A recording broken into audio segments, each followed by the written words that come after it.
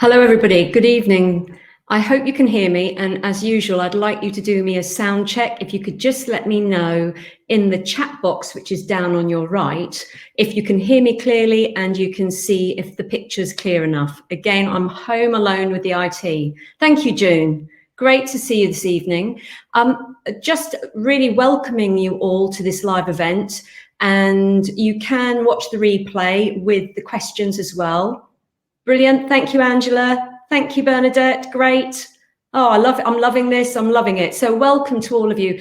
Some of you have been to the Crowdcast before. Fantastic to see you again. And some of you are new. So you're ever so welcome. And I really appreciate your support and coming on a Sunday evening, a beautiful June Sunday evening here in the UK. I know we're going out to many countries as well. So that's really exciting to be able to connect up with so many people passionate about canine therapy. Just a little bit of housekeeping. Along the bottom taskbar, there is an ask a question. We've got 3 questions posted already.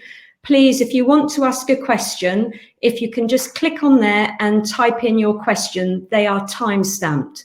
Now, if I get it right, hopefully I will this time, I stamp the time of it as I start and then I close it when I finish. So if you want to listen to that question again, you can just come in and watch that part of the Crowdcast. You don't have to look at all of it. So that's a really brilliant feature for sometimes kind of thinking about after your reflection what the answer was. There's also a poll. I've just put a poll out. So again, if you just go along the bottom taskbar and you can see a poll there, I'd really be interested to know how many species you're treating. So are you a single species practitioner like I am? So I just do dogs. I have a few other small animals, but I center and focus everything on dogs. I am a chartered physiotherapist and a veterinary physiotherapist, but I don't do humans and I don't do horses. Dogs are my passion, and I've been so lucky that I've been working with them solely for so many years. And tonight, it's all about in response to your feedback that you've given us and the polls we've been running. And I've had so many questions over the years about sharing some insights, how we set up Canine HS. We are oversubscribed every day of the year. We're open, and just sharing some insights, how I started it with a database of 2 land-based patients in a county I wasn't known in, and how we did that to build up to where we've got a permanent waiting list for 3 months ahead. So it's really exciting to be able to share some of those insights with you, and they're from my perspective as a clinician. So I hope you find this evening really interesting. It's a business series, so this is the first one of 3, and they kind of all interlink as well. So you can access the next number 2 and number 3 in the series using the same URL, and you can pick that up in a few days' time once we've processed this one. Anything else? Housekeeping, yes. So if you can use the chat box where you've said, yes, you can hear me clearly, sounds good, for chat, but please don't ask questions in the chat box, because as the evening goes on, so we've got an hour to share some information and some ideas, that moves up. So I can't see any questions once they scroll up. So if you can keep your questions to ask a question, and you can go in there and upvote them as well. And again, when I go in and just mention that I'm going to answer one of the questions or look at the questions, if you can stop upvoting just for that moment, otherwise they disappear off my screen as well. So we're going to work together. It's really interactive, so I'd love to hear your ideas and thoughts. So do, and I'm going to stop and look at questions, so do please ask me anything at all you would like. Every question is so important because it's such hard work working in canine therapy. It's a private sector in the UK, and you know, it's really tough. We've got problems with university courses losing basically 70–80% of their alumni, never get into practice. And the average time for people breaking into the therapy world is a couple of years. And sometimes we lose these great practitioners because they just can't get their business to flow for them. Thank you, thank you, Tracy. Just seeing that coming up on the screen. Okay, so I'm just going to pull the slides up. I've got some lovely slides, great pictures of dogs. If you just bear with me. I'm getting a little bit better at this, but it's still a bit hairy. There we go. Can you just let me know if you can see the slides up on the screen okay? I know there's a slight delay sometimes, and if you do lose the picture, sometimes if you just refresh your page. Hi Mel, good evening. Thank you. Great to hear that you've managed to make the live event. I really appreciate you all coming on a Sunday evening. Fantastic. So growing your canine referrals. It's really where I started with when I opened the practice. A lot of people think about the equipment, finding the place, getting a qualification. Well, before you even start with all of that, I think where I started and where I really try and encourage people to think about is to think about your practice ethos. It's such an important thing for you to do as a professional. So a practice ethos in the veterinary and medical world is about establishing a clear practice ethos that combines your mission statement with your professional ethics. It isn't a mission statement by itself. It's not just ethical practice. It's a really clear representation of your clinical standards, your mission, your vision, and your values. And businesses that are successful in healthcare generally have a practice ethos, and that would be a great starting point.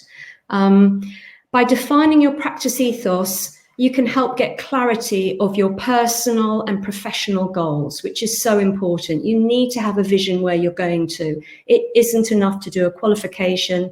It isn't enough to find premises and put equipment in and start and hope people will find you. It's so hard. You could be the most amazing clinician, but if people don't know where you are or what you're about, they won't access your services. So this is about really setting your professional goals, and it's also assisting you in strategically planning your career pathway.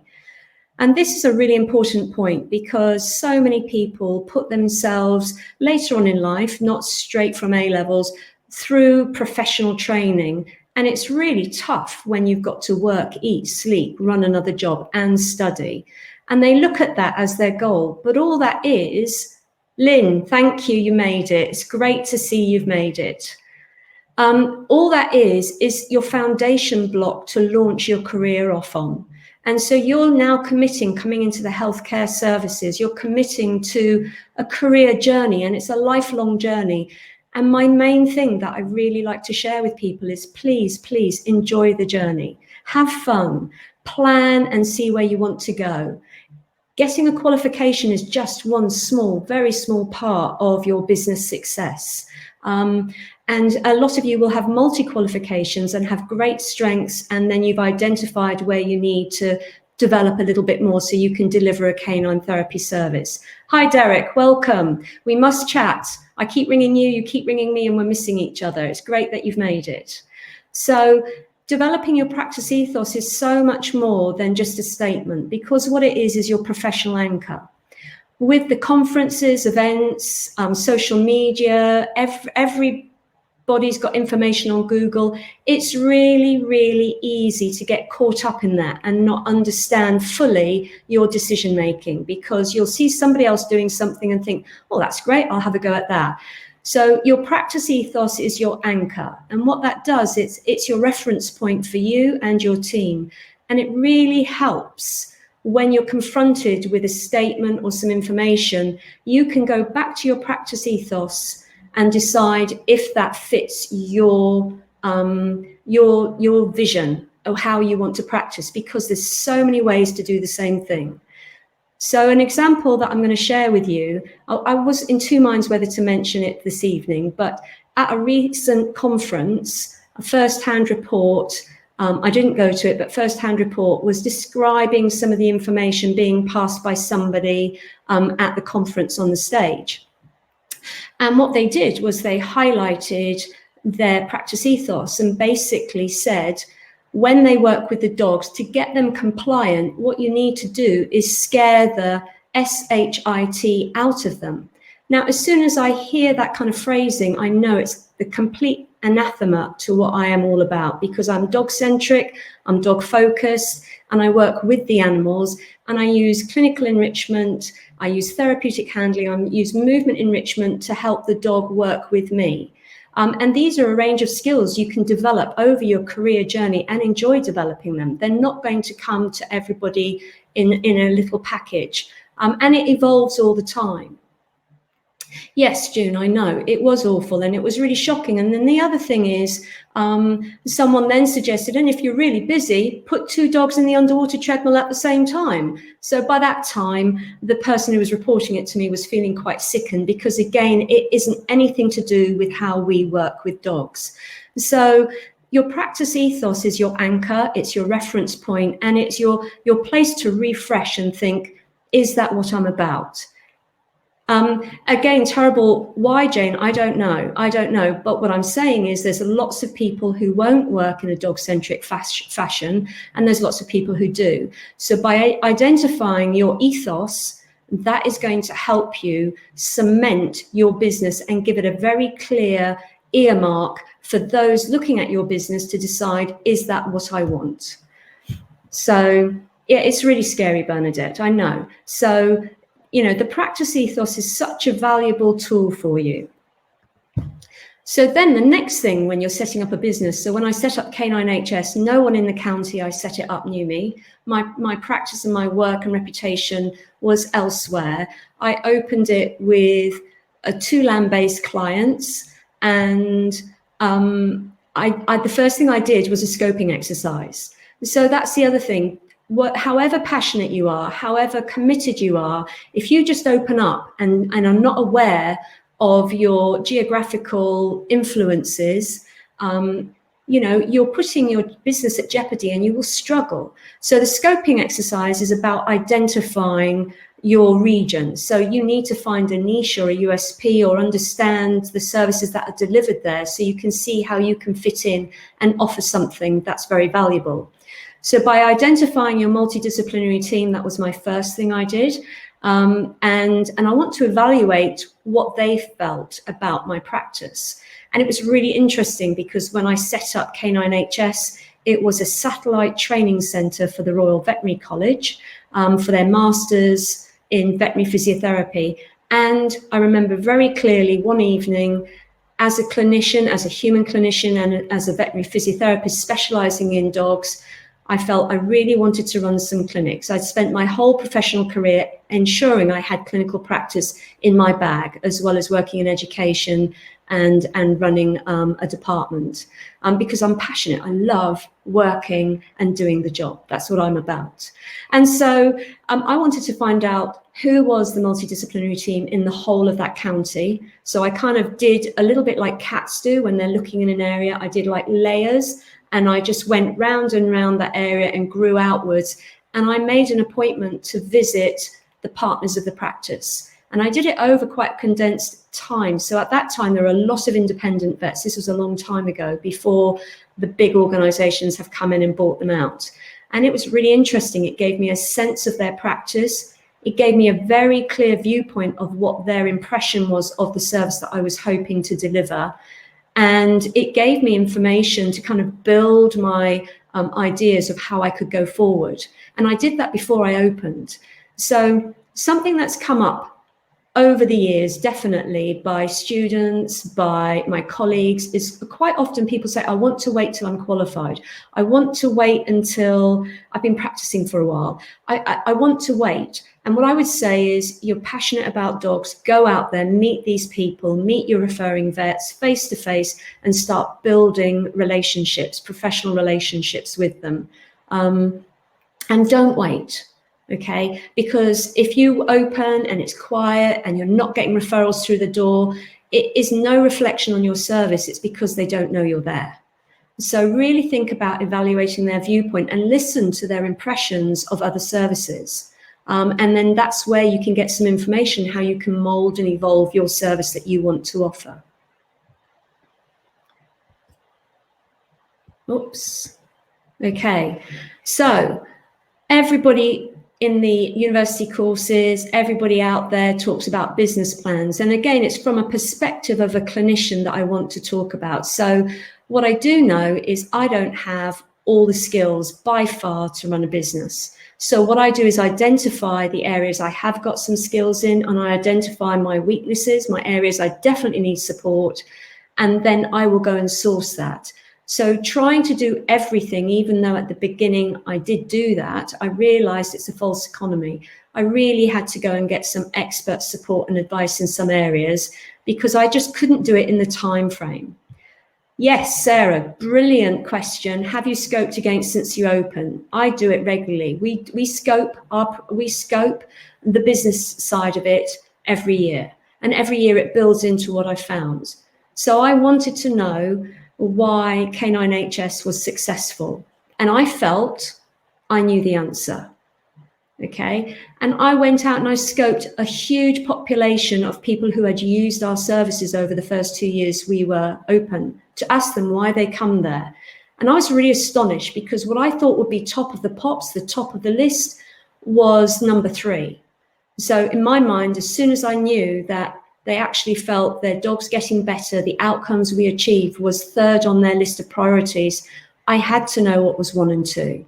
And if you want to know, ask me and I'll share that with you, because I was staggered. I honestly thought, so my perspective was really different to the perspective of the people buying my service, of the public, of the people accessing my services.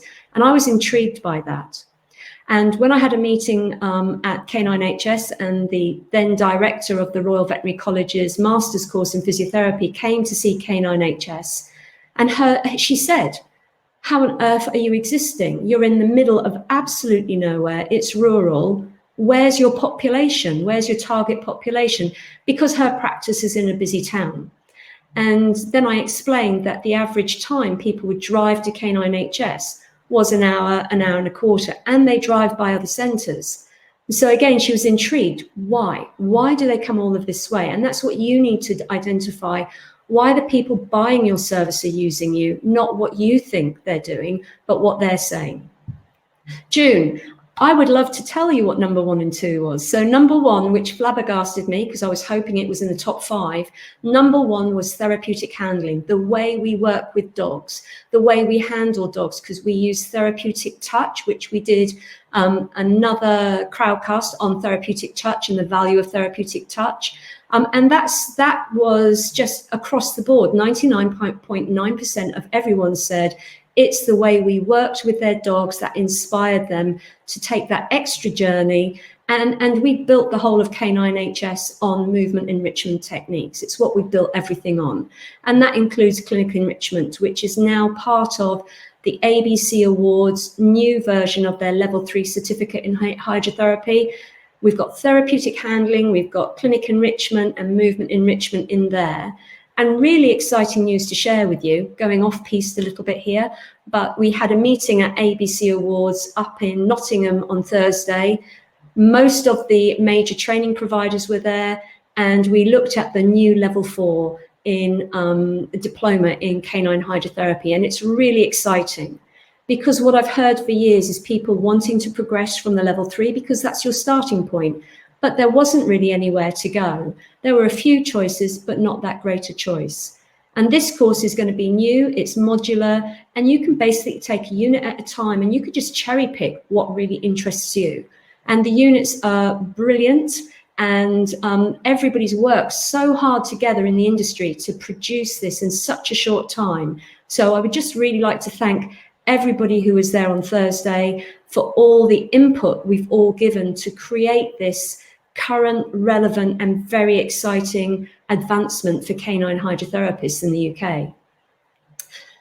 Number 2, June, so hang in there, jumping around a little bit. So number 1 was movement enrichment, therapeutic handling and clinic enrichment. And number 2, the thing that people felt was more important to them than their dogs getting better, in their poll, it was their choice, not mine, was how clean we are. There was no hair anywhere and the water looked delightful. They wanted to get in the water themselves. And that really took my breath away. And then I kind of reflected on it. So clinical reflection is very important, but so is your business reflection. And I really gave that some thought. And what I realized was, if that's that important, we're going to make sure our water management is absolutely top notch. And so I've invested a lot of time in CPD and training my team and advancing our water management understanding to a level to keep it absolutely brilliant, because that's so important to our population. So what you need to do is scope your population, and you need to include people who are buying your service, not just your friends, not just your family, and include veterinary professionals and your multidisciplinary team, and segment it so you've got some really strong answers to build your business on. So let's just have a look. So looking at your business plan, this is about, as a second referral centre, delivering canine hydrotherapy and physiotherapy. So we integrate our practice, and we also look at positive behavioural solutions.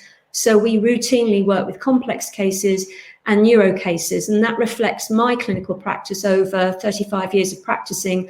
I'm a neurophysio and I'm a neurovet physio. So we kind of identified that USP, as well as I'm in education and training. So we kind of married those two together. So again, looking at setting up a business with multi-stream revenue is really important, because if your equipment fails you on one day and you have nothing to deliver hydrotherapy in, you can't have any income for that day, but you still have outgoing. So looking how you can either affiliate with other practices, rent space out, bring in other professionals to deliver some service within your business. There's so many different options you can explore and think about, but think outside the box and link it to your practice ethos. So it's all about what you're comfortable with and finding the right people that you work with and associate yourself with. So I'm so lucky at Canine Hydro Services, which is my clinical practice. So if you've not seen our new website, have a look at Canine Hydro Services. It's a new sister website to caninehscourses.com. And I split into two websites in response to what the marketplace was telling me. They were confused that I had one website with training on it and clinical services. So we've split it into like sisters. And the feedback we've had already, we launched the new sister website just a few weeks ago. So if you've not been on there, please have a look. And I'd really welcome your feedback, because feedback helps give me building bricks to where we go next. So the most important thing with your professional career is enjoy the journey, have fun, really listen to your heart. And it's absolutely fine to be emotional and caring and still be professional. Gone are the days where we have strident professionals who feel that they're doing someone a favour to treat their dog. We are service providers, we're second referral services, so we need to make strong bonds with the people who refer to us. And we need to do that face to face. Emails, letters to practice managers never reach that person you want to speak to. So think about how to do a scoping exercise, and then think about how you can do reviews annually or biannually to progress your service. So looking at your business plan, I'm not going to go into the different elements of a business plan. You can Google that, you can find that. That's on loads of different courses as well. I just want you to understand, what is a business plan? And it's a framework where you set out your aims, your objectives, and your strategies to achieve them. It's a living document, and I write a business plan every year. So it's not a one-off thing that you then write and put away. It's something you need to review, because your business is going to evolve. You want to grow, develop, evolve, and be a healthy business with a vision of where you can go next year and in the next 3 years. So I have a 3-year plan and a 5-year plan as well in place. And you need to tailor that business plan for who you are delivering it to. So you should have a specific audience. So if it's a business plan for ABC Awards, which I have to do annually as part of our very rigorous audit to be an approved centre, delivering their amazing courses, that's obviously going to evolve and change. And when I look at my business plan 11 years ago, it absolutely bears no resemblance to what I'm doing now. It's got the same practice ethos, but everything has changed. So your business plan is a living document. You need to revisit that and have some thinking time and business time to reflect and sew that in, because then you will be successful. So you're looking, for example, if you're looking for investment and you're opening your new centre and you need to have a loan, what you want to do then is tailor it for the people who you are going to invest, whether it's private investment, your bank, wherever it is. And you need to write it for that prospective person and focus on the opportunities that they can get from investing in your business. You need to identify your multidisciplinary team. That's really important. Your second referral services. So you need to know your referring agents, and you need to meet up and start building that professional relationship with them straight away. As soon as you sign up on a course, get there straight away. Okay, don't wait. You also need to identify your competitors, and I think you can do that in a very positive way. You can look at your competitors, and what I actually do is look at the competitors around me, and I look at it from the point of view, isn't it amazing?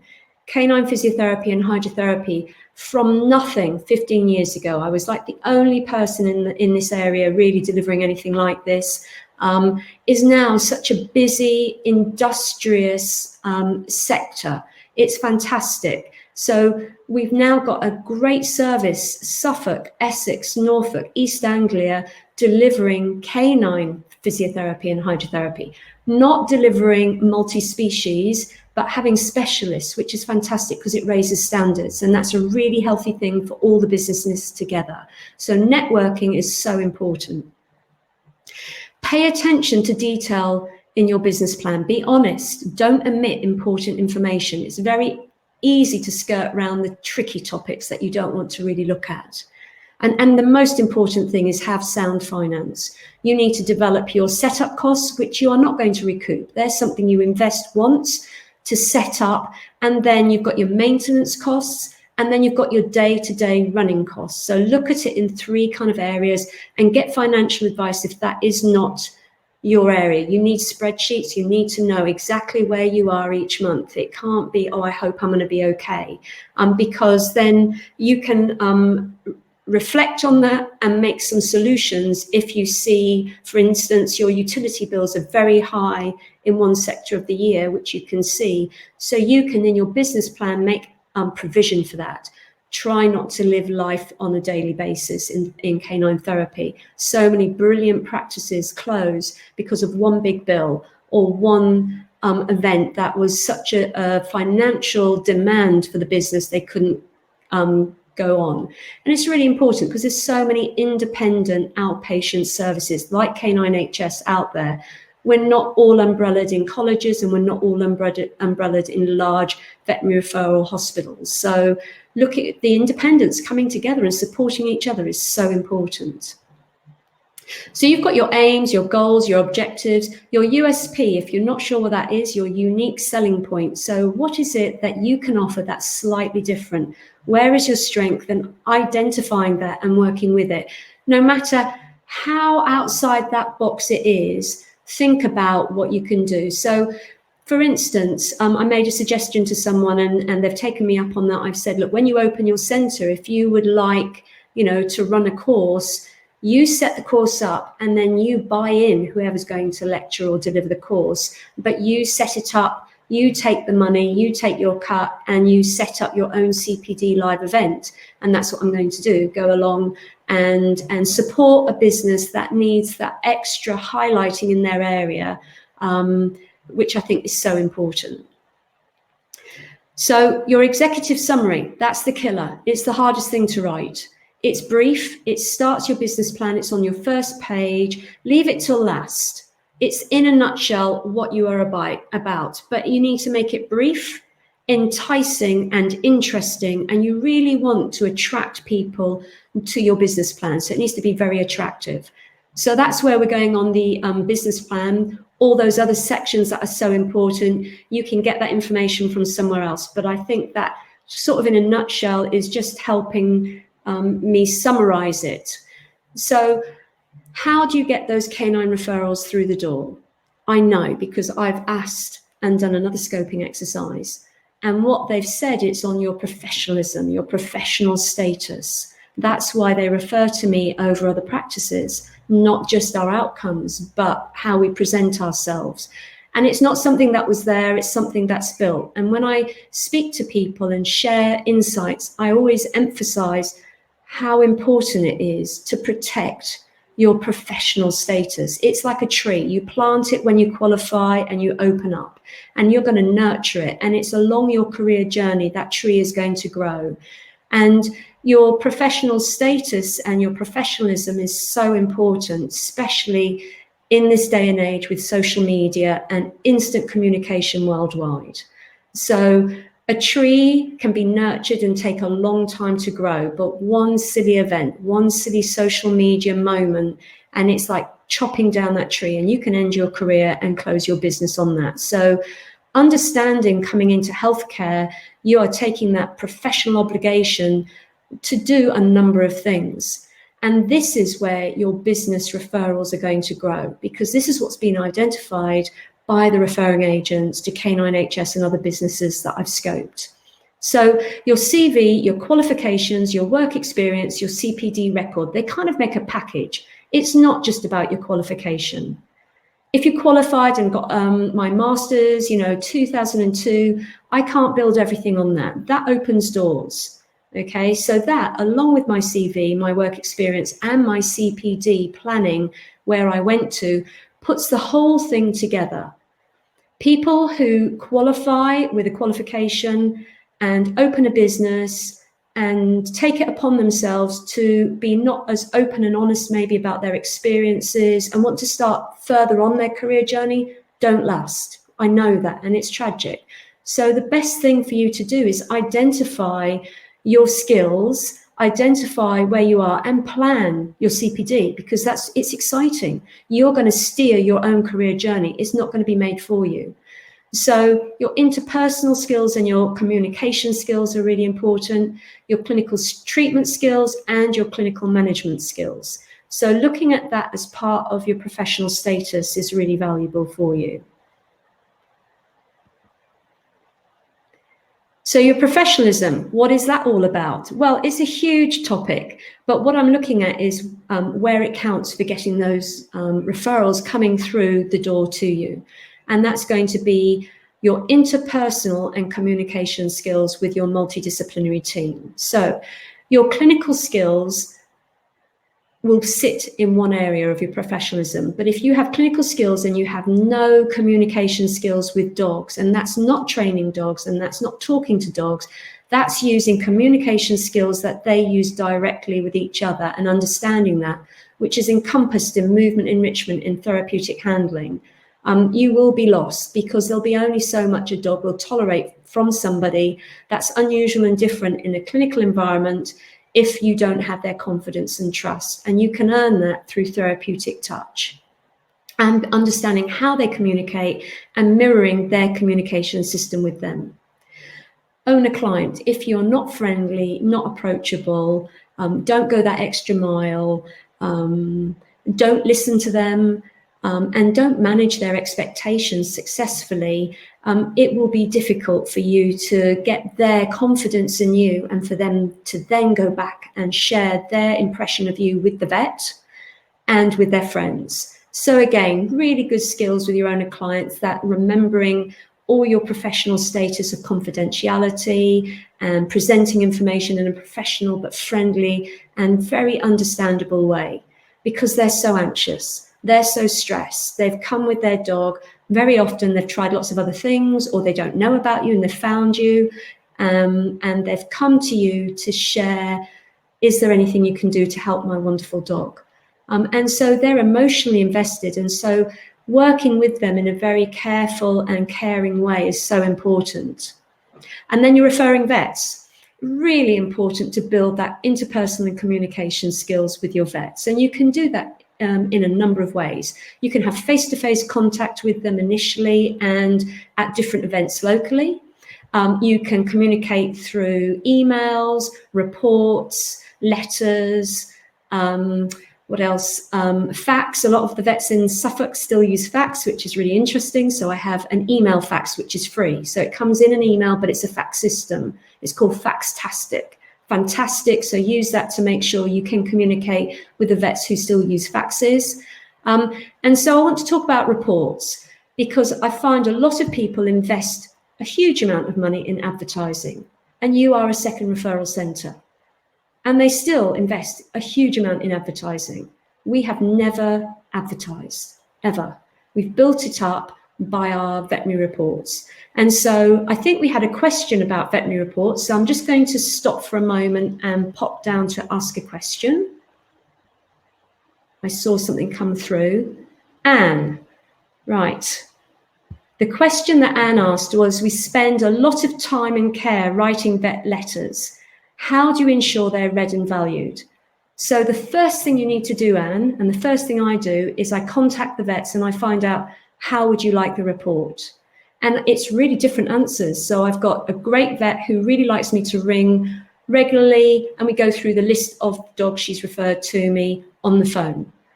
I've got other vets who really want something in writing because they're very busy and they want to have a look at that. So 11 years ago, I wrote reports. I posted them first class, lovely letters and lovely paper in the envelopes. And I've had so much feedback in the first few years, how much the vets like that. And then things changed. Then I've got vets approaching me. I have timestamped. Thank you, Bernadette. I think I have. Then I got vets approaching me saying, please don't send letters because, and think about it, do not send hard copies these days, because what you'll have is vets having to spend money paying someone to open letters to then put it up and upload it into their computer systems. So these days I write a letter and I email it with a covering note in the email to most of our vets. And how you lay out the report, they do not want pages. I do it on an A4. I try really hard, unless it's a complex client, and I've got a lot of information to share, but I may do it by chatting with them and then sending a follow-up report. And when I looked at research about how to lay out your report, because that's my biggest piece of advertising is the report. And absolutely, we take time and care writing, but are we writing what they want? So it needs to be a clear message.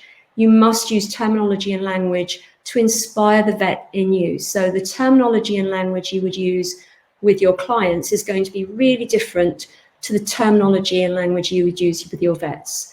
So if it's a vet who specializes in neurology, you've got consultant there, always use thoracic limb and pelvic limb. Never use forelimb and hind limb, because that denotes already to that vet your status, your professional status.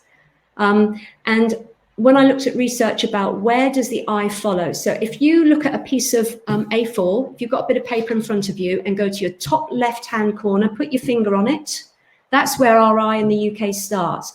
Now, along the top of the page, like a taskbar, run your hand, stop in the middle. That's where our eye then focuses. Now, continue your finger to the top right-hand part of the A4, and that's where we finish. So we do a one line and we stop in the middle. Then our eyes naturally come back to the middle, and then they go down the page. So just squiggle down the middle of your page to the bottom. So research shows that the most important place to put your logo is in the middle of the page, because the eye visits that twice. You want to make sure that you get the right post-nominals for your vet. It's so important. They've spent so many years training to be a vet, building their career. Post-nominals to professionals really matter. So just putting MRCVS after it isn't enough. Go on RCVS register. It's free. Type in the name of your vet and find out what their most current post-nominals are. And I assure you, if you have that on that letter at the top left, just underneath your logo and contact details, which needs to be central at the top, you will have their attention. Then, however you know them, so it's going to be dear. So for a lot of my vets, I know them by first name. So it's dear Tom, dear Mike, dear Anita. And then I'm going to set it out how I would a human report. So I put the dog's name and signalment, the owners and their contact and postcode, and then I start my letter. And I always start my letter with thank you for the referral for, and then continue it, because they don't have to refer to me. And I really appreciate their support of my business. And you are a second referral center, so you build your whole business on referrals. So this is the most valuable tool you have to build that relationship up with your vet. So how do you ensure they're read and valued? Again, I do a follow-up. Sometimes I do a follow-up call, but you don't want to be hassling the vets. They're incredibly busy. And I definitely am in contact with my vets as regularly as I can. I would say of our service that we have, my report writing is my most weakest area, because I would always prefer to be working with the dog in the pool, in the physio room. And I'm really tired at the end of the day, and it's something we're trying to address. So we're really pushing on to try and build that report writing. So we're doing it more often. So I do it as they refer to, somewhere through, depending how many times I've seen the dog, through the sessions, and then on discharge. And I'm trying to find a way to make that more flowing for our service. It's just a real struggle, because when I send one report, we have 10 referrals come in the next day. We have nowhere to put them because we have a waiting list and we are oversubscribed every single day of the year we're open. So that's not my excuse, but it's something we've got to negotiate and work around. So any ideas from you how I can pull up my report writing so it's more tuned up, because I see a huge number of dogs every week. We have a high discharge rate and we're always behind on our report writing. So it's almost like I need to timestamp some clinical time. June, I'm going to read that out because I've got glasses and I can't just focus on it. So you've worked in the basis that vets are busy folk and written short, succinct reports, and yet recently to write much longer reports. No, I will absolutely tell you not. They don't want to know that. Unless they're in rehab themselves, they don't want to know that. 1A4, even our major, sorry, I didn't mean to shout no out, but it's just like, honestly, I know that for a fact. If you send pages and pages to the vets, they'll turn off you, for sure. If they want to know more, they will get back in contact and you'll have a follow-up. They're not interested in how you're using your equipment. That's your opportunity in your report to put in something about your service that highlights you're different to another practice, the way you work, that you use movement enrichment techniques, that you work with the dog, how happy your owner was with the results. You do not want to put lengthy processes about what you're doing in that report. I don't think that advantages your business. I think that may disadvantage you. And it's not that the report's more thorough. You can do a thorough report, but writing succinctly, like your executive summary, writing tight, it's clear, it's timely, it's informative, it's relevant, and it highlights your practice to them is the most important thing, because they're incredibly busy and they do not have time to read lengthy reports. Our second referral hospitals sending to me, I may get 2 sizes of an A4, maybe. Seriously, succinct reports is the key. I hope you found that helpful, Anne, and thank you so much for that brilliant question. So just going back to the slides, I've got to just bring that down, bear with me. That's great, June, and honestly, you know, listen to other advice as well. I'm not saying, but from my experience building a practice from absolutely nothing in a county I was not known, my credentials got doors opened, did not guarantee me practice, and at that time nobody really understood what I did anyway, so they found it all very interesting, but it didn't mean that much to them. So, and we've built you know, a very busy practice that's really known throughout the world in a very small rural area that hasn't got great communications or hasn't got great facilities locally, so people drive a long way to come there. I found out why, and I built the practice on that. So again, it's that scoping exercise is so valuable to you.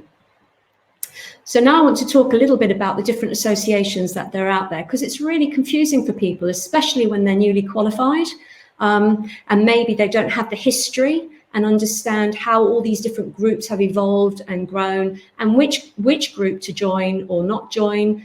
Some people are told by some organizations they can only join one. That's totally untrue. You need choices. And I'm going to explain my choices because I am challenged about this quite often.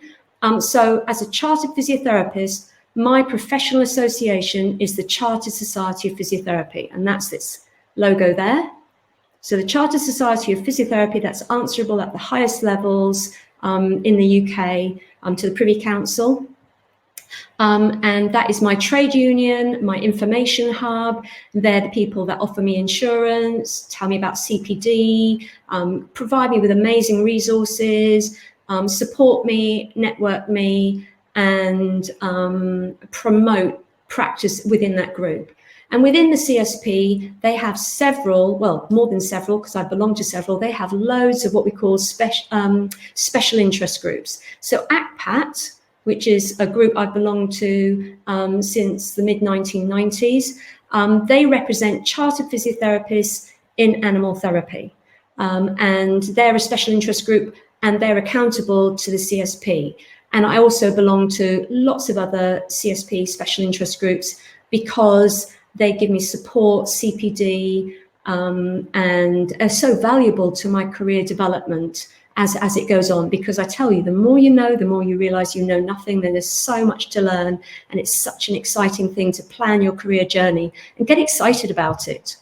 So ABC Awards. Here, this is the quality licensing scheme, which is different to the Ofqual Awards. So I'm registered as an approved centre for ABC Awards to deliver their Ofqual qualifications in hydrotherapy. So the level 3 certificate in canine hydrotherapy. The new version's out. It's brilliant. It gives people choices. You can do just units, pull out units as CPD. You don't have to do the whole qualification. And now we've got the level 4 diploma coming out, which is going to be fantastic because it's being written by therapists for therapists. And it's really, really exciting because it's going to encompass relevant and current practice in canine hydrotherapy, which is just brilliant. Brilliant for dogs, brilliant for owners. And so IRVAP is another association, and I belong to several associations, and IRVAP is another association that I also belong to. And people ask me, why do I belong to multi-groups? And I'll tell you why. It's because I am a canine specialist. I'm a canine passionate therapist, and I want to do well for these dogs. And I know that I need to hook into the network that canine therapists are plugged into. So IRVAP represents a huge body of therapists, which include veterinary surgeons. So I'm accessing veterinary surgeons who have qualifications in rehabilitation. I'm accessing veterinary physiotherapists, osteopaths, chiropractors, hydrotherapists. It's a real broad group of people who work full-time in the animal industry, and there's loads of full-time canine hydrotherapists. So that's why I'm a member. Well, actually, I'm a fellow of it. I was very honoured a while ago, and I'm now the current chair. And what I'm hoping to develop these crowdcast ideas of live, free CPD events for IRVAP members. I want to be able to give back to the industry and share and together support people's progress, because I find it heartbreaking that people spend thousands of pounds on courses, whether it's at university level, whether it's at level 3 level, and they push themselves forward and take a leap of faith and open a centre, and they close in a few years because they can't make ends meet, because they haven't been able to build that practice and business and clinical management package together, because you don't get everything from the qualification. It's your starter pack. And so the idea of providing free CPD to IRVAP members, and particularly if I'm going to be doing it, it will be canine based for sure, and bringing other experts in the equine field and giving that to the members is my sort of like ultimate plan after we evolve the current website and make it a little bit more exciting and accessible to so many people. So if you're interested to know a bit more about that, please do. You can message me at info@caninehscourses.com. You can get in contact with me through here. So we're encouraging overseas members, because the one thing I know by the crowdcasts, they go worldwide. We're in New Zealand, Australia, South America, Asia, Japan, Europe, and the UK. And there's so many people out there in canine therapy that really are hunting for high quality CPD and courses to help them progress, because by you progressing, your business will progress too. So professionalism, looking at your clinical treatment and management skills, you really have to analyze your skill set analysis. Thank you, Melissa Cook. I really am excited by it too. And now I've got the kind of systems in place, even though it's painful and it's really difficult to figure out how to do these processes. I have the most amazing mentor called Marie, who was helping me a few hours ago in my complete dumb IT craze, where I just thought, I can't do this because the IT failed me yet again. So I keep chipping away. I've been on an IT and tech course for 2 years, and I'm learning a few things, but there's so much more to learn. And I would just really love not to get so panicky about when I do these crowdcasts home alone. It is, Laura. It's really unfortunate. But the thing is, you know, this is where the World Wide Web means CPD can be accessible worldwide. And that's why I'm really pushing with Canine HS Courses to develop the online courses. We've got all the universities, all our major leading universities, Cambridge, Oxford, Durham, they are all delivering online courses now. And online courses, the argument being it's a doing job. You've got to have face-to-face contact. Of course you do, at your level 3 or early on, but you can optimize and build your practice for absolute sure with online courses if you understand how to deliver something that's very achievable for the people watching it. And so what I've developed is something called canine technical videos, basically a video in real time capturing every moment of clinical practice underwater and in the clinics, and then tagging that into workshops that are sliced into that video, showing you that technique in slow-mo, showing you it again. You can watch that 100, 1,000, 10,000 times. I remember at university at the Royal Veterinary College watching a demonstration. I got to see it once. I'm quite short. I wasn't very near the front. I didn't get a chance to try it out until later. And, you know, I needed a memory jog, and that was pre-cameras on phones. So I am that old, yeah. So I feel like bringing something like that, and I was inspired by Blue Planet. I watched it and I thought, I've learned so much about this topic, and it's being done with amazing music, David Attenborough's lush voice, fabulous photography, and it was just like, it really grabbed my heart. So I've tried to take that as an idea. So Tom, can we access Canine TV even we haven't done a Canine HS course? So this is my idea. So I want to know from you guys, you've got to let me know. I think I could chunk down my level 5 course, which is huge and really for those who are super passionate about taking their practice forwards. And it's a huge leap from 3 to 5. So the 4 is going to give you that amazing opportunity to leapfrog forwards.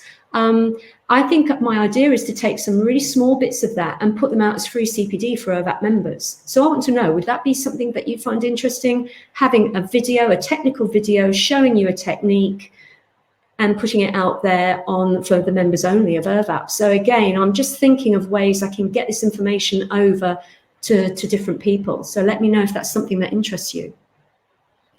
So your career journey, you're not at the end when you've got your qualification, you're at the beginning. Recognize it, embrace it, and just absolutely, yes, yes, yes. So people are excited by it. That's good to hear.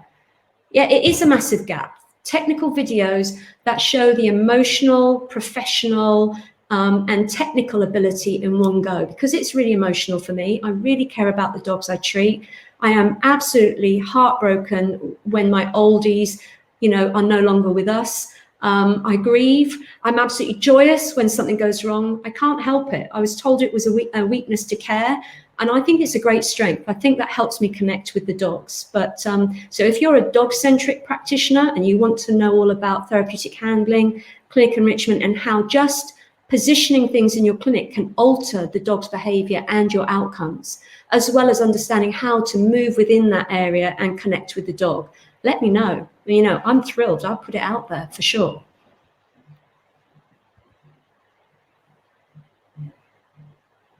So that's a really interesting point, June. I love that point. I've just completed my level 3 diploma. She'd love to do the level 5. I think the level 4 is the next step. When I've seen the units, they're so exciting because you've got practical face-to-face. You don't have to do the whole of the level 4 diploma. You can just chunk down and do a unit on advanced hydrotherapy treatment techniques in the pool or advanced treadmill techniques, okay? And I think that would be really exciting. And I think if we can pull away from it's about the treadmill or the pool, it's actually about you and the dog. Your interaction and your static and dynamic techniques are very comparable. You're in a body of safe, warm, sanitized water. It's just you have slightly different options, just as it's really, really different if you're a very tall person with large hands, or you're like me, very short with tiny hands. I have to find the best fit for a technique. It's, you know, there's at least 30 ways to do the same thing, at least. My job as someone in training and providing courses is to find your best fit for you, to help you find and unleash your potential. So I think pull away from, oh, I've just done treadmill, or I only have a treadmill or pool. Actually, if you're in canine hydrotherapy, if you're in canine physiotherapy, if you do integrated practice like us, these are exciting opportunities. I've had a vet nurse just recently who's really passionate about learning more about canine hydrotherapy. I showed her some techniques while she was visiting with her dog. She took them back to her practice, and she said it's changed her veterinary practice already as a veterinary nurse. So they're very transferable skills across a plethora of canine therapies. So please kind of feel outside that box. Don't limit yourself into what you've been told. There's so much more to it. Thank you, Dave. I think that's really highlighted, and I've had that for years, where people feel a bit lost, or they get sucked in with trying to get their business off the ground because it's so hard. And so again, trying to really identify how we built Canine Hydro Services from our viewpoint, our perspective, and the elements that I did to make sure that I set it up right, and it flourishes, because I don't want to be blockbusters. I don't want to be like that big old chip that you get, like, yeah, you're really well known, you do this, you do this. You've got to understand blockbusters were massive in the UK or worldwide, and they went bust because they didn't evolve. So you're always building your business plan each year. You're always evolving. You're always having a vision of where you're going to take it forward. So what you need to do is identify your needs, your strengths, your opportunities, and your challenges. So by identifying your strengths and recognizing your needs and embracing them and being honest about them, if you've just done the level 3 and just starting out, you're going to be safe to deliver a competent practice for routine cases. You might not have the skills in place to do a complex neurological client. So understanding that and working within your scope of practice is part of being a professional. And then you've got to go, right, so where's my solution? How can I solve this? Because I've got quite a few different cases coming to me, and they're neurological problems, neurological cases. So how can I expand my scope of practice? So you are a solution maker. You are finding how to evolve your business, not limit it because of your limitations. So your strengths, if you've come in from a business background, you're going to have some fantastic strengths that people who've come from a clinical background will not have. Okay, if you come from a clinical background, you may be an outstanding clinician, but with no business skills, you will not thrive. So it's finding out where your personal strengths are, taking those opportunities. When I'm saying something about canine technical videos, free CPD or VRVAP, if that interests you, well, then join the group. Okay, because this is what I'm going to bring over the next year for VRVAP, to support people out there, because it's so lonely.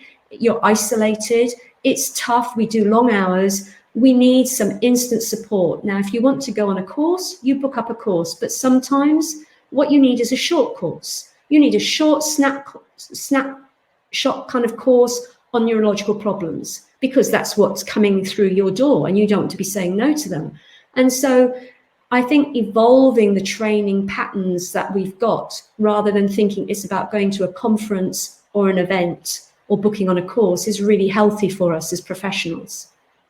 Really interesting. I had someone who goes to all the events and conferences regularly, and she said to me, from the perspective of somebody selling products at conferences, they're really dying out. It's really a changing world. They've either become very, very big, so they don't have that kind of niche friendly quality, or the veterinary profession itself has changed so much that the veterinary professionals who've sold their practice to big organizations mean that who's going to the conferences are not the decision makers. How interesting is that? So conferences and events, they're having to look at what can they do to evolve as well, so they're not a blockbuster.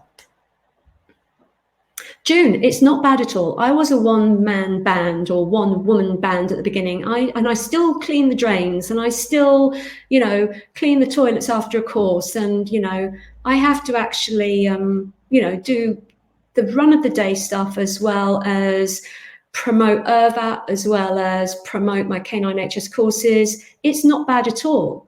And I didn't want to grow. So what I did was look at the beginning. I didn't want to take the responsibility of being an employer. So I had a look at how else could I bring some support into it. So if you have someone who does your accounts, if you have someone who's a webmaster for you or designs your webmaster, you're not a one-man band. If you reach out to anyone to support you in closing down, you've got someone as your buddy system, you are not a one-man band. And I never looked at it like that. I was just thinking, I'm the clinician delivering the service. And then I realized I actually have a team. I have affiliates, I have a network. So, and I also, when I built Canine HS, we were very tiny, and I expanded very quickly because we grew so quickly. I couldn't believe the success we had. I honestly couldn't believe it. And just thank you so much to everyone who's been involved in supporting my business over Canine HS over the last 11 years now. And I have the most astonishing team now, but I didn't have them at the beginning, June. And I love what I do. And what I did was I just grew enough to be able to deliver that, but not too big. I didn't want to be linking up with anybody. I wanted to be able to have my holidays or breaks, which I don't know what that means anymore. So to be financially viable, you need to be a successful business. You can be tiny and be a successful business, and you can be large, but you need to have to understand how to frame that business to ensure that. Yeah, Sarah, I agree, definitely. So looking at your challenges, so my challenge is my age. Okay, that's a threat for me because, I only have so many years finite back in clinical practice. Then I see something horrific on social media, someone doing something to a dog, and I decide I'll just drop dead in the pool because I'm not going to go anywhere. So seriously, every time I feel, we've moved from that area into dog-centered practice where people care about the dogs and they really want to expand their clinical skills, and they're really trying to deliver their best service and evolve it. And then you see something like a dog wobbling on top of a surfboard in complete terror, in extensor thrust. And I think, what's that about? So again, that's my practice ethos. It helps me so much to be able to pick and choose, cherry pick where I want my business to go, rather than feeling I'm in a flow of a river and I have to do what everybody else is doing. So empowering your decision-making is really important. And some of the top vet practices open rehab centers and they don't last that long. And there is a reason for that, because you've got to look at your business framework and all aspects of it. Another challenge I've got, another threat, is that my hands are completely ruined with 35 years of physio. I have tremendous problems with arthritis in my hands. So I find a solution for that, and I treat myself regularly with my physiotherapy skills. So you're looking for solutions to look at your challenges or your threats to your practice. You're taking opportunities, you're identifying your needs, and just chip away at it. Chunk it down bit at a time. So linking all these elements together, and then build that professional status. And that is the key to a successful business. What won't work is advertising in the yellow pages. What won't work is advertising generally. Just, if you're going to do any kind of advertising, do it specifically to your area. I'm going to go to some questions now, and then I'll come back for the last couple of things I've got to say. So 5 votes. So can you not vote, anybody? I'll just go from the top. So I've time-stamped it. I've heard recently that underwater treadmills are becoming more popular than hydro pools. What is your view, please? That's really interesting. I'm not sure who's told you that information. It's really interesting because on social media, you get factual information, you get research information, and you get people's perspective where they make a statement and then people think that's what the situation is. I feel that you have to look at the equipment, and I've done a great crowdcast on hydro pool or treadmill, underwater treadmill, to give you some ideas how to look at it from a clinician's perspective. So we currently have both in place, but we started with a hydro pool, and the reason I chose that is because of my health challenges with my back and my hands.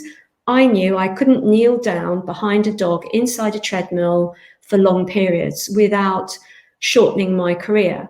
Whereas in a hydro pool, I'm standing up, I also use that environment to do some of my own exercises before I start, my warm up and my cool down, because it's a very physical job. And also in a hydro pool, I can do more movement shaping, which is part of therapeutic handling, which I enjoy very much. Sarah, that's so right. So what they're doing is they're actually looking at the underwater treadmill and comparing it to the pool. So the research itself is weak because it's what the questions are asking. Actually, hydrotherapy is about that interaction between you and the dog in a body of water.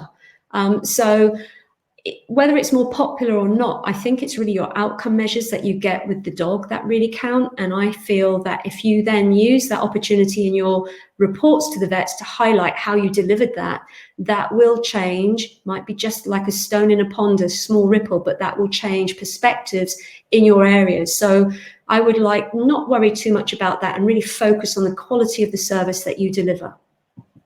I hope that helps, Angela. Right. The next one, 4 votes for this one. This is from Bernadette. Hello, Bernadette. So I'm just going to timestamp. You're my buddy, so you always help me to remember that. Your question is, how can you best use a website to educate and inform vets that are not fully up to speed with rehabilitation? Would case studies or videos be better? That's a brilliant question, Bernadette. Thank you for that. Your website is your shop window. Your website, your homepage, and your About Us page are your 2 most visited pages. So if you're not doing Google Analytics on your website, please start doing that. And from that, you will then be able to understand where you need to put your key bits of information. Vets, to influence vets, I think you need to do a bit of both, but actually the advantage would be more to go and meet them face to face and offer them free CPD for their vet nurses in their practice, because everybody has to do mandatory CPD. It's part of your professional obligation. So by taking in some video footage of you and your website, your page, and making sure on your homepage you've got a really great graphic of you with a dog doing whatever therapy that you are invested in, I think gives a very strong image that the vets will say, I'll give them some time, they can come to my practice, I'd be delighted for them to talk to my vet nurses, and it will grow from there. Case studies are great for learning tools. What I found was the vets were coming back to me and saying, yeah, they're great, but we're not really reading them. So client testimonials are what they're more interested in, because they really want to know, what do their owners think? The owners that they refer to you, they want to know they're happy and delighted with your service. So I think maybe testimonials are stronger than case studies. Case studies are great for that more in-depth relationship with your top referring vets. I think people who aren't referring to you already probably won't read them sitting on your website. And that's the information I had back. I used to have loads of case studies thinking it was such a valuable tool for vets. And they told me actually it was just the graphics and the key message that they looked at and the testimonials. So, you know, again, from our perspective, you may have a viewpoint that something's really positive for you. However, Bernadette, working in France, it might be completely different. I can only reflect on East Anglia in the UK, and that's the information I've had back from the vets. I hope that helps.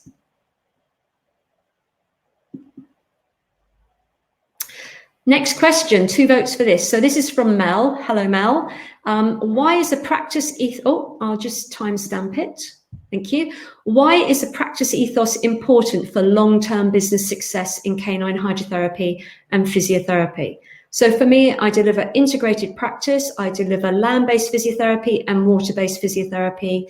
And I put the 2 together and I work with the dog. So I have a huge developed area of my clinical practice is in behavioral solutions, and I hunt for positive behavioral solutions in context of working in a clinic. So, which is very different to behavioral solutions for dogs in other environments. So it's about that clinic enrichment and movement enrichment. And that practice ethos, what it does is it's my decision-making tool. It's my anchor that helps me understand when I see a different technique or I hear a presentation at a conference, because I remember when I was first qualified, if somebody stood up and talked at a conference, my attitude was, I'm new to this, they must be right. This organization has asked them to stand on their stage and present this. This must be what everybody else is doing. And then I had this inner turmoil, but I don't feel comfortable doing that. And why not? Because everybody else is. I don't want to be left out. I don't want my practice to fall behind. And it took a little bit of confidence, professional confidence, to be able to go, whoa, hang on. This is my practice ethos. I'm dog-centric. I'm all about the dog. So my decision is I won't opt to use that technique, because I don't believe you should use painful treatment techniques, full stop. I don't believe you should hobble dogs' legs together in underwater treadmills and bind them together. I don't believe you should have 2 dogs in a treadmill at the same time. And I definitely do not believe you should scare the SHIT out of the dog. In fact, those are the people I don't want in my area of my industry. I want people to really care and understand, by building strong clinical skills, you can communicate in an amazing way where the dog is confident, focused, and proprioceptively enriched, so their movement improves. So I'm all about getting great outcomes and helping that dog be the very best version movement-wise that they can be. So tools like that don't come in 1 course or 2 courses. They come over time, and that's why I think it's great to be able to share these insights with you through Crowdcast. I hope you feel so too. Thank you, Mel. Really good question. Oh, June, I've got a question from you. Timestamp. Okay. I've offered to provide lunch and learns with my local vets and also visits to make my premises, but so far no one has taken me up on any of the offers.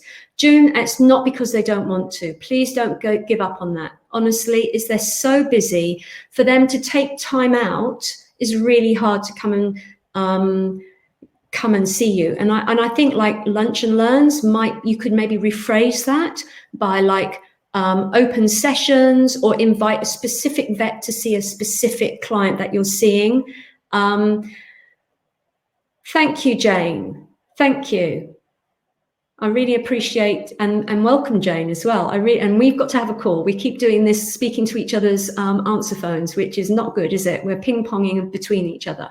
So offering CPD and taking it to them, June, with your video of you in practice, showing them what you do and a few case studies, because the vet nurses have to do it. The vet nurses and receptionists, they greet the people into the practice, befriend them and let them see your practice. So go to them with it. Make it easier for the vets. It's just they're so busy. They have 10 minutes for each consult usually. It's not that they're not referring to you. It's just you might not be in their mind and their time frame at that time where they're trying to find solutions for their clients. So taking your information to them, taking some leaflets, keep knocking on those doors. Your greatest victories are the ones that don't come to you at the beginning, but they will eventually, June, I promise you.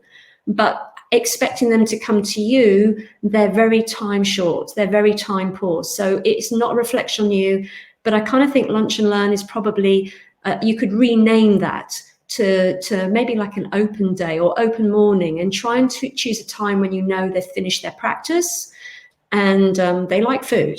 So offer some food, so maybe bring somebody else to do a lecture as well, or a presentation as well as seeing you. So you can kind of make it quite a full session for them to come. Okay, and offering them CPD certificates if the vet nurses come. Win over your multidisciplinary team, not just your vets. I hope that helps. Yes, I agree, Jane. All mine are evening CPDs. So evening CPDs at the end where they're kind of a captured audience, and they usually have a CPD session. So I run CPD days for my team, and I split it up into different parts of my team and then the whole team together. And I book out a day every few months and, try and do something regularly. Vet practices do that too. They have to fulfill the CPD requirements for their team. So by going to them with that and then highlighting it, and then they're very impressed that you've taken the time out to come to them, it builds face-to-face contact. You'll just fly from there, I promise you. Thank you, June. Okay, so I've got another question here, and this is from Tom. Hello, Tom. I don't know if you've seen any of the other crowdcasts. I try and remember all the names. So if you're new, I really welcome you. And if you've seen others, do forgive me. So you've got here, how do we help vets to better understand hydrotherapy? There's a great deal of confusion about what the benefits are, what the difference between pools and treadmills are, what conditions hydrotherapy is good for.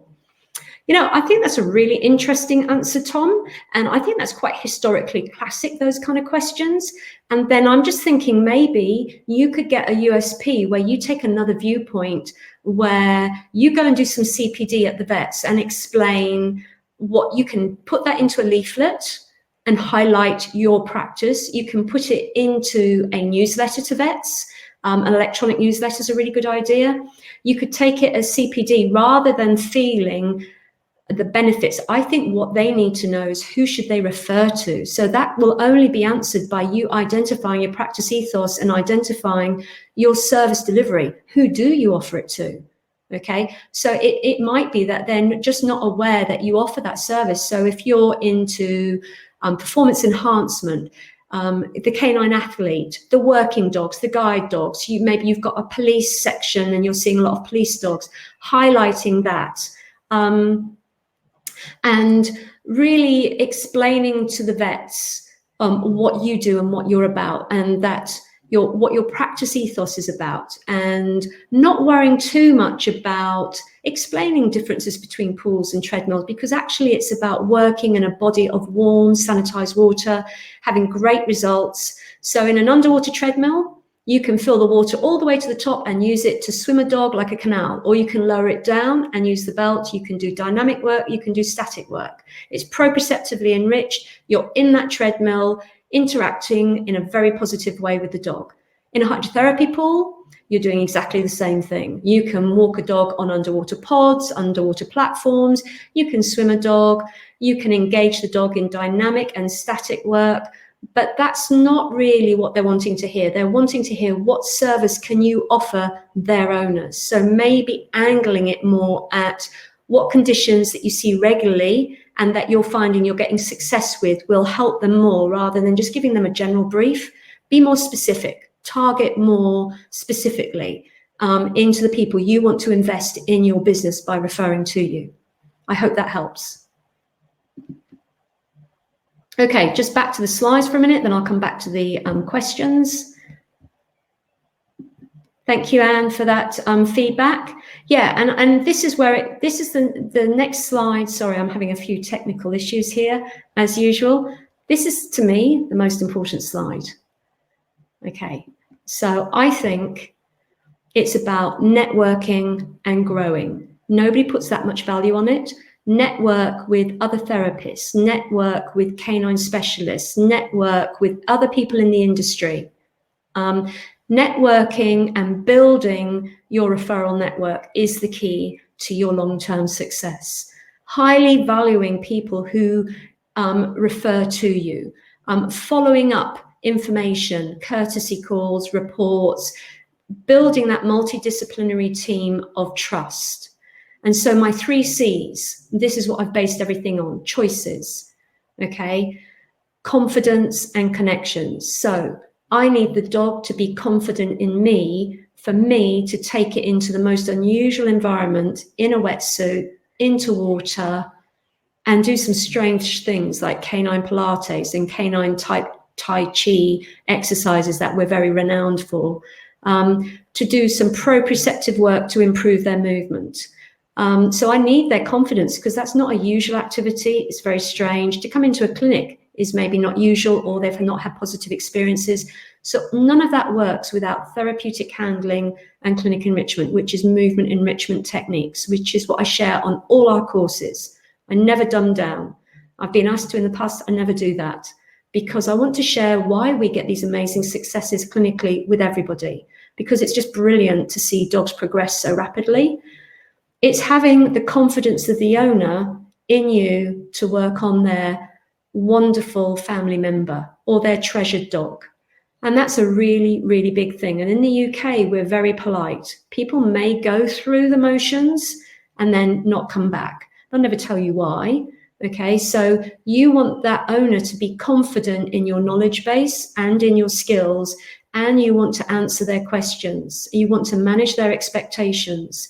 Because when they're confident with you, the one thing I absolutely know is the vets are going to ask them, how did you get on? How did you find it? And if they're confident in you, they will report back to the vet very positively. And if they report back positively, the vet will then go, So I'm going to send another dog with that kind of problem back, because I'm really pleased that my owner really, really liked that. It really worked for them. So the confidence of your owners in you, and they will grow that when they see you and the dog working together, their dog working together. And for us, we scope that. And the most important thing to all my clients over many, many years has been therapeutic handling, movement enrichment, because that made them so confident. They'd never seen anyone else handle their dog in natural canine balance. They'd seen training techniques, they'd seen lots of other things, but they'd never seen that in water and on land. And that makes them drive that extra distance, and that makes them, you know, go by other centres and come to us in the middle of nowhere. And that loyalty has meant that they've then told all their family and friends about us. So we have never advertised. We have grown on referrals from 2 to thousands through that. So that confidence, and then the vets are now confident in you. So when they've got 3 or 4 centres to refer to, they're going to choose the centre they're most confident in. So confidence is a key thing for your business referral growth, definitely. Choices. You need to give the dog choices, pinning dogs down, tying them up, using reflex techniques when we know from research it should never be a reflex technique. It should always be a proprioceptive enriched technique, because that has a much more powerful impact in recovery and in optimizing movement. Giving dogs choices so they feel that they've got options builds their confidence in you. Giving owners choices, being clear what you can offer, being open, being honest, and having that professional integrity, and giving choices to the vets as well, explaining that you are full, you are oversubscribed, but the dog could go to another centre. So again, choices is very important. And then connections. For me, everything is about connections. Connecting with the dog, connecting with the owner, connecting with my multidisciplinary team, connecting with the people who take the time and energy and pay to come and train at Canine HS, who invest in us, and I want to invest back in them. And so connecting with them and supporting them and mentoring them, because I know how hard it is to build a service from nothing. And the support and mentoring and nurturing a positive membership community where questions are valued, they're answered, and you get that support and mentorship. And this Crowdcast, the whole point is to have some kind of interactive relationship with all of you to answer your questions immediately, rather than you PMing me and I answer back in 2 months' time. So, you know, for me, choices, confidence, and connections is so important. So one of my very favorite dogs of all time, Zach, the dearest dog ever. And he's going to be on my slides there for forever. He's just the most wonderful elderly dog who's like a soulmate to his owner, and he's just brilliant. So any questions? And this is what we're doing. We're working in partnership with our owners, with our dogs, and with our vets, and we're valuing all of them. And that's going to give you that amazing business success. I'm going to go back to the questions now. We've got one more question here. Another one from Bernadette. Thank you, Bernadette. How important is explaining qualifications? Is this more an issue for vets than clients? Qualifications, I think you can be clear on your website and your information about your post-nominals. Qualifications isn't like a quality assurance of your practice, of your professionalism. I think identifying your scope of practice, identifying your service and being clear on that. Sorry, Sarah. Oh, Sarah, sorry, I've got something come through from Sarah here, and I've just drawn my attention. If you could go back to Barb when she opened, what advice would you give her? I don't quite understand that statement. I'm really sorry. I'm a little bit tired, and probably it's been a very long day. I'm probably not. If maybe Sarah, give me another one. Go for it and just put that in another context. I'm not quite sure who you're answering there, so that would help me hugely. But Bernadette, explaining qualifications. I think qualifications are a signpost on your career journey, and they're important. Okay, and I think it's very important that people are aware that you are qualified to deliver safe, competent practice. But I think also explaining your practice ethos and what your service offers, and a little bit about who you are on your about page would be good for drawing the vet's attentions to that. And they will have that in your report because you'll have your post-nominals in your report. So again, I'm speaking from a UK perspective, so it might be very different in France, Bernadette, so bear in there with me.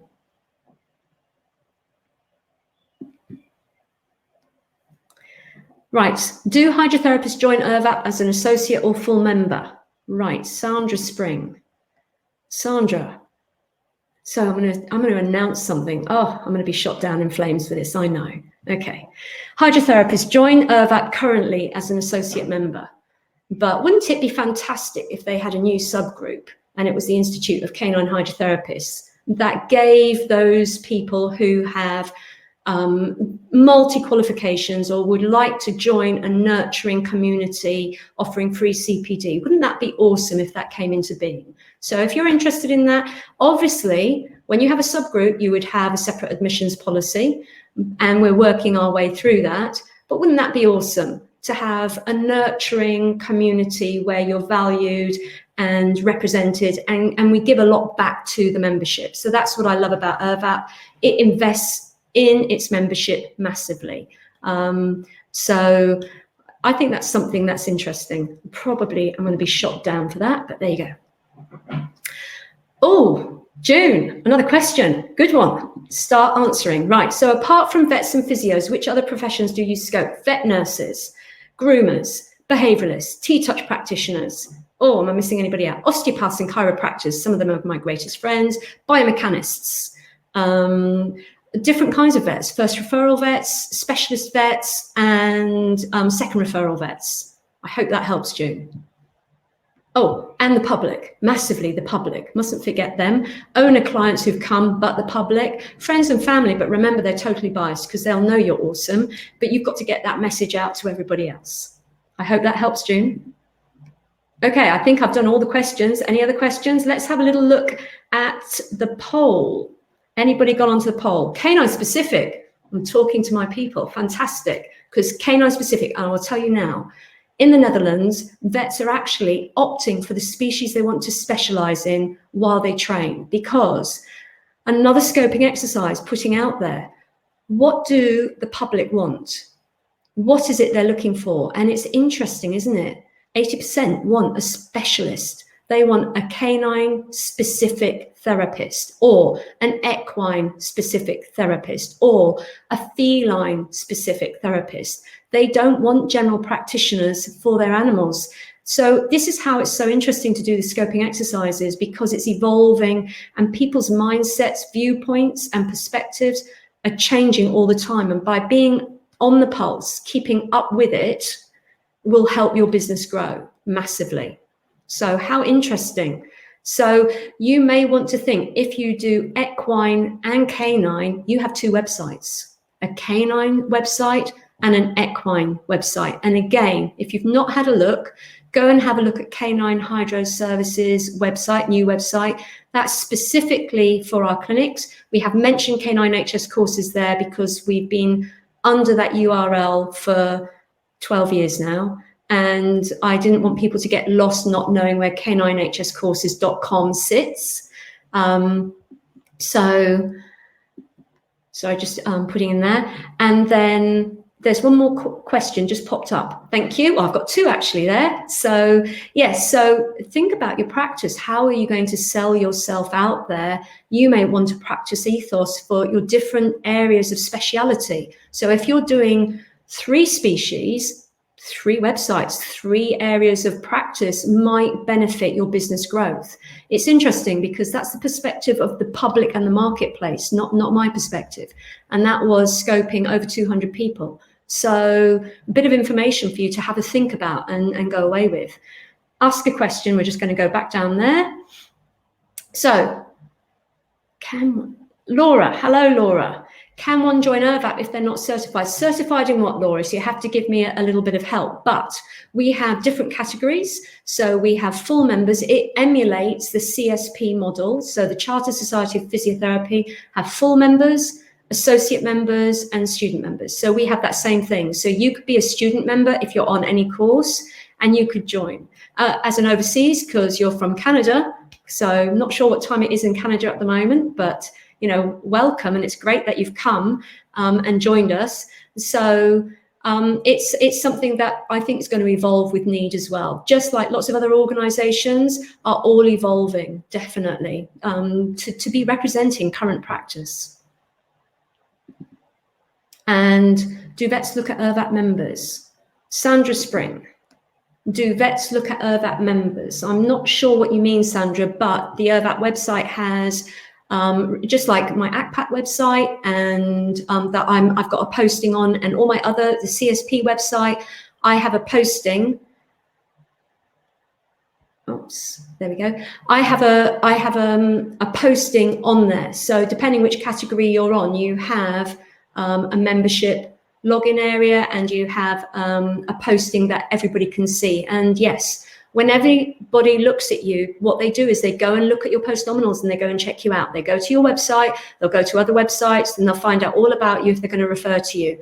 And hopefully they'll come and see your practice and see what you're up to as well. I've got lots of vets now saying, well, we won't refer till we've been somewhere and had a look at it, which is fantastic, because when they come into your practice, which will be awesome, you can then show them face to face what services you provide, definitely. So yeah, and our IRVAT members website page gets a huge number of hits, just like the ACPAT one does. And then we've also got some voluntary registers as well in the veterinary physiotherapy area. They're not professional associations or special interest groups, they're a register. So my register in my human practice is the HCPC. So I have to sign up on there, and you have to be a member if you practice on humans in the UK, it's mandatory. And that replaced the state registered physiotherapy. So I was an SRP, like you had SRNs before before HCPC existed, then that came along. We've got a couple of voluntary registers in the veterinary physio world that are kind of starting to develop, but they are not your professional associations. They're not, or shouldn't be, involved in offering CPD and insurance, because that's the job of your special interest groups or your professional associations. So, it's really interesting. The more groups you hook into, the more canine groups I hook into, the more I can offer a really good service to my canine clients, which is, as a dog-centric practitioner, what I'm all about. I hope that helps. Another question, Marianne. Hello, Marianne. Would you do an open day to the public for new business? Oops, that's a good one. I did do an open day to the public for new business, but don't do it straight away. Be practicing for 6 months. Make sure everything's running smoothly. You've got a little bit of network building. Go and get sponsorship. If vets are coming, the drug companies will want to come as well, and they'll give you sponsorship. I was astounded. I never thought to ask, and someone just suggested it, and I got this money given to me for my open day. I went, wow, great. And I'll tell you, it's a very personal thing. I can tell you absolutely who turned up at my open day. Every single person. So it really mattered to me. So if anybody, I would say, any vets have any open days, I would make sure I would go to those, because they'll remember that you've come to their open days as well. So 2 ways.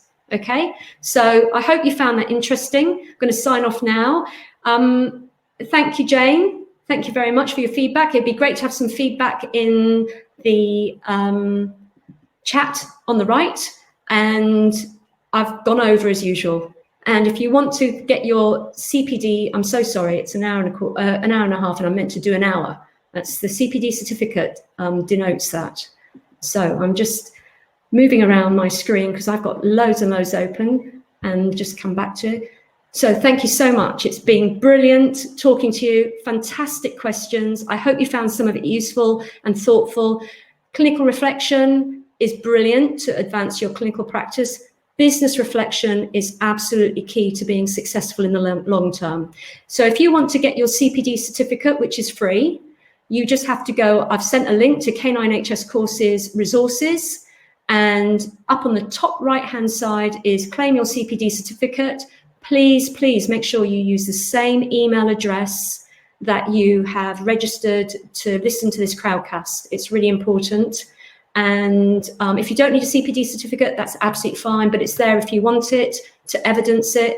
And all you have to do is just put a bit of reflection if you felt it was useful, what you got out of it, because then you've ticked the box for doing reflection on your CPD, which is what it's all about, taking your practice forwards.